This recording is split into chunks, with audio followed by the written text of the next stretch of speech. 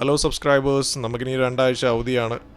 2 ആഴ്ചത്തേക്ക് നാട്ടിൽ പോയി വരാനുള്ള ടൈം കിട്ടി. പക്ഷേ വെക്കേഷൻ ആണെങ്കിൽ പോലും കാലാവസ്ഥ ഭയങ്കര മോശം. ഇവിടുന്ന് എനിക്കൊരു 200 കിലോമീറ്ററോളം ബോട്ടിൽ യാത്ര ചെയ്യണം. സ്പീഡ് ബോട്ട് കുറച്ചുകൂടെ കംഫർട്ടബിളാണ്. ഇപ്പോൾ ഈ പോകുന്നത് കാർഗോ ബോട്ടാണ്. പക്ഷേ അവർക്ക് പോലും പോകാൻ ഭയങ്കര ബുദ്ധിമുട്ടെന്നുള്ള രീതിയിൽ ഭയങ്കര വിൻഡിയാണ്. ഇതിപ്പം മഴക്കാലമാണ്. മഴയേക്കാളും നമ്മൾ പേടിക്കേണ്ടത് കാറ്റിനെയാണ്. കാറ്റ് ഭയങ്കര മോശമായി കഴിഞ്ഞ് കഴിഞ്ഞാൽ സീ റഫാവും. പക്ഷേ എല്ലാവരും നാട്ടിൽ പോകാൻ ടിക്കറ്റ് ഒന്നും ബാക്കിയില്ല. എടുക്കാത്തവർക്ക് ഇനി 30 ജൂലൈ